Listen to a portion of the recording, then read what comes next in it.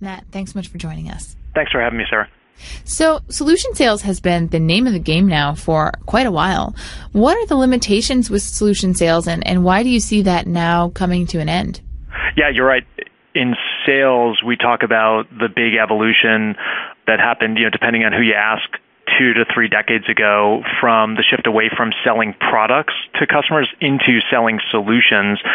And, solution sales as an approach, and not speaking about any specific methodology, but really the general way in which it's practiced today by most big companies, is about actually finding customers who have problems, coming in, having salespeople who can ask smart questions and figure out a way based on what the customer says to kind of attach that company's solution to the customer's problem. The issue with that really is over the past 5 to 7 years, maybe, give or take, what we've seen happen is really an explosion in the amount of information and support available to customers themselves. So whereas in the past, if you look back, maybe a decade ago, you would say that customers really relied on salespeople to come in and help them understand how to solve problems. So they had a problem, they just didn't know how to solve it, and they relied on salespeople to show up and give them advice on how to solve it, to scope their needs and really figure out what the right, no pun intended, what the right solution was to that problem. Now what you have is a situation in which there's so much information available out there to customers that customers can do a lot of this needs diagnosis and problem assessment in figuring out themselves about how to solve their problems. And not only that, but customers have at their disposal very, very sophisticated procurement organizations with really advanced purchasing methodologies and analytics and data assets at their disposal, and on top of that, a whole wealth of third-party purchasing consultants. And we've seen these folks explode on the scene really in the last couple of years, people whose job it is to help customers figure all the things out that salespeople used to help them figure out. I think the best analogy here is the way we buy cars right now, and it's not to suggest that B2B selling is, as, if you will, as simple as that kind of consumer purchase, but it's very analogous. So if you think about a few decades ago, before the internet, we used to go to the car dealer and we used to ask the salesperson on the floor to tell us about, what offerings they had, what kind of cars they have on offer, what kind of features do those cars have, and help us figure out what we needed to buy from them. Now, if you think about the last time you bought a car, we've done all our research online, we've checked peer reviews, we've decided what dealers there are out there and what the invoice price is, so we know what we want to pay for it. So really now the dealership, their only job is to fulfill the need that we've already scoped out and to give us the best price available. And frankly, if they don't give us the best price, we can go to the next guys down the block and get these guys to, price compete against each other. And so it's very, very similar. We find that by the time the average business customer reaches out to a supplier, their purchase decision is almost 60% complete. So they've scoped out their needs, they've decided who they might buy from, what they want to pay for the solution, and by the time the salesperson shows up, really all that's left to compete on is price. So an approach, solution sales, predicated on finding customers with problems who need help scoping out the solution, really falls short in a world in which customers don't need that help anymore. So in that kind of world, what replaces solution sales? In the article, you talk about insight sales. What is insight sales, and how does it address some of those limitations? Yeah, sure. So insight sales, we think, is a very different approach, which is really predicated on the idea not of, if solution sales, if the premise is showing up and asking customers great questions, trying to find out what is keeping the customer up at night. And, as I said before, what are those things that the customer says that we can then use as a hook to attach our solution to it?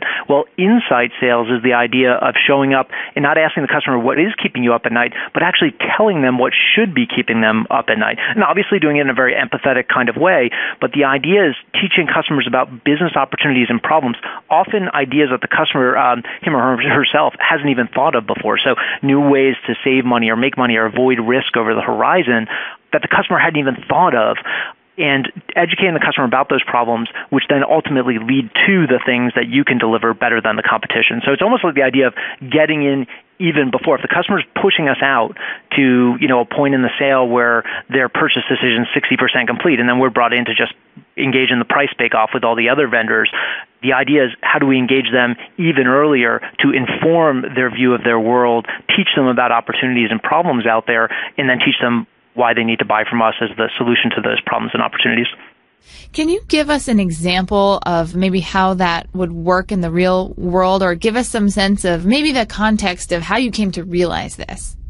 Absolutely. So we've been studying this for a number of years now, and the first data point that really pointed us in this direction. There's been a lot of research since, but the first thing that came out was a study we did of business customer loyalty. Why do they buy from one supplier or the next? And what we found is, in a nutshell, 53% of what drives a business customer's loyalty, their likelihood to buy from a supplier, to keep buying from them, to advocate on that supplier's behalf, internally and also with peers externally, 53% of what drove that is actually a function of the sales experience. So in a very shorthanded description of this research, more than half of business customer loyalty is a function of not what you sell, but how you sell. And specifically, the kind of sales experience that could deliver a big pop in terms of business customer loyalty was the kind of sales experience in which a salesperson showed up with unique perspectives on the market, new ideas for saving money and making money, kind of all the stuff I talked about before. But it's this sort of sales experience where they show up and deliver insight at the core of the conversation. It's not the kind of sales experience where a person shows up and, does the, if you will, show up and throw up technique of selling, where they just endlessly drone on about the features and benefits of their company's history, the features and benefits of their products and solutions, et cetera. Nor is it the kind of sales experience where the salesperson shows up and asks a lot of questions. This sort of death by inquisition or a death by questioning is something that customers really lament. It was the kind of sales experience where the salesperson showed up with insight, new ideas. So a quick example of this is one we actually talk about in our book, is from W.W. Grainger. And it's a great example because it's one that everybody can relate to. And Grainger sells supplies to facilities managers, everything from paper towels and toilet paper to air conditioning coils and things like that.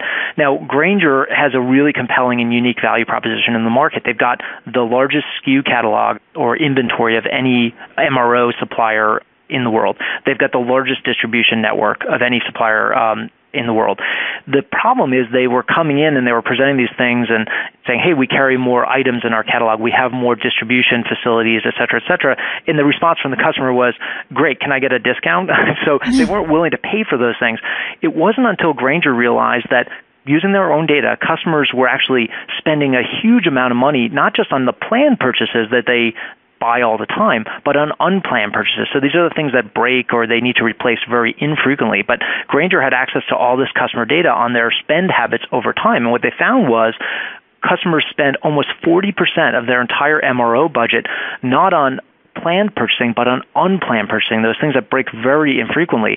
And so Grainger really shifted their sales approach to be more of an insight selling sales approach. So now instead of showing up and saying, hey, Grainger carries 1 million items and Grainger has all these distribution warehouses, what they do is they show up and say, did you know that according to our data, and it makes it really compelling because they can actually show up with most customers and show them their data. They can show up and say, you're spending about 40% of all of your MRO dollars on unplanned purchases, things that are not covered by your current existing planned purchasing contract. Grainger, though, ultimately this is where they get to in their sales conversation, because of the number of items we carry, because of our distribution warehouse, we can offer you the same kind of preferential pricing, just-in-time delivery, guaranteed inventory on all of those unplanned, infrequent purchases, the same price we can give you on all your planned purchasing. And that gives the customer a reason to care about the fact that Grainger has the biggest catalog and the largest number of distribution facilities. But it's a great kind of case because everyone kind of gets it. We all buy this stuff in B2B, but also because it's a very commoditized space. And they were really able to start with an insight to reframe the way the customer thinks about their world in a way that ultimately gave the customer a reason to pay for what makes Grainger unique.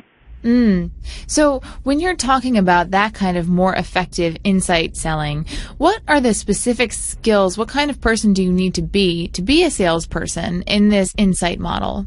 Yeah, that was some research that came on the heels of that business customer loyalty work. And this is something we've written about in the book and talk about in our article in HBR this month about this idea of challenger salespeople. We've collected data now on roughly 20,000 salespeople around the world across industry and geography, and what we find is that all salespeople fall into one of 5 different profiles.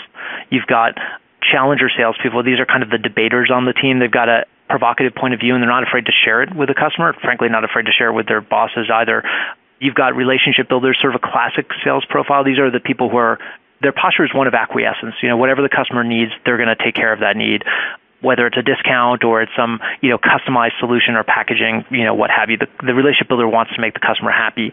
You've got reactive problem solvers. These are really customer service reps and sales rep clothing, more interested in post-deal execution than in getting the next deal signed. So customers love these folks. Managers hate them because they're not focused on getting the next deal through the sales funnel. You've got lone wolves. Your lone wolves are really sort of prima donnas of the sales force. They They don't put any notes in the CRM system. They don't file their expenses on time. They build their own marketing materials. They sell things your company doesn't even make. If it weren't for the fact that they were killing their goals, they'd probably been fired a long time ago. And then lastly, you've got hard workers. So hard workers are the kind of show up early, stay late sort of sales reps. They will place more phone calls than anybody else on the sales team, very open and eager for feedback, but they really treat sales like a numbers game. Mm-hmm. And what we found is, by far and away, the top performer in all of these, across all these 5 profiles, when we look at sales performance, is the challenger rep. It's the one who can show up with a unique perspective and be provocative and push the customer outside their comfort zone a little bit. So it really ties back to that loyalty work we talked about before. And I think just as surprising as it is that the challenger wins, it's just as surprising to know that the relationship builder, in fact, comes in last. They constitute the smallest percentage of all high performers. And the gut punch for most heads of sales is that, ironically, this is the kind of salesperson we've been out there looking for. If you look at our training and coaching and the kind of culture we build in sales organizations, it's all geared towards relationship building, to sitting on the customer side of the table, doing whatever the customer needs, diffusing tension at every turn. And we find is that these guys aren't getting the job done, and especially fall short when you're trying to sell disruptive solutions, things that really require the customer to take almost a leap of faith and take on some risk. In that world, you've got to have challenger salespeople who can push the customer outside their comfort zone. Why are the challengers so important? What are they doing differently that other people could learn from? Yeah, so we find that the challenger story is one of both individual skill but also organizational capability. So just on the individual skill side, challengers do 3 things. 1, they deliver insights. We say they teach the customer something new about their world and how to manage their business. 2, they tailor. This is really important because in a world where complex solutions aren't bought by one person, they're bought by organizations, and you've got to get, 20, 30, 40 people on board before the customer pulls the trigger on a very sophisticated, complex solutions deal. In that world, the customer's ability to make a value proposition or an insight resonate for a CFO versus a CIO versus a CMO versus an end user or somebody who might be using the solution on a day-to-day basis is really important. And then lastly, the challenger takes control. So they're assertive. They're not aggressive or obnoxious, but nor are they passive, right? So when they deliver a new insight and the customer pushes back and says, hey, we're a little bit different, the challenger acknowledges that, but they say, I want to show you this data and show you this insight anyway. And we'll come back to what makes you different later, but I really want to show you this. And they hold their ground a little bit, not just on ideas, but also in terms of pricing, terms and conditions, things like that. Now, that's the individual side. And a lot of that can be accomplished through recruiting the right people, selecting and assessing potential candidates up front, but a lot of it can be accomplished through change in what we train to in the sales classroom and also what our managers coach to. But a big part of the challenger story is also this idea of delivering insight, and it's the organizational capability behind it. So it's not just a story of people and making individual salespeople better. It's a story about sales and marketing, frankly, delivering better content to salespeople so they can help change the way the customer thinks about their world. It's really the job of the organization to actually, in other words, come up with these insights like the one that Grainger came up with and to package that in a way that the average salesperson can deliver it in a challenger fashion. So we think that's something that's very different. I mean, for years and years and years, we've been out there trying to send our individual sellers in to do battle with increasingly sophisticated and well-armed and well-equipped customer organizations. But the challenger story is really one of bringing the equal weight of the supplier organization to bear to kind of level the playing field a little bit. Without the organization doing that hard work, coming up with these insights that they can put in the hands of salespeople, you're not going to get the entire lift out of a challenger or an insight selling approach that you could have otherwise. A very good point. Well, Matt, thanks so much for talking with us today. Thank you, sir. That was Matthew Dixon from the Corporate Executive Board.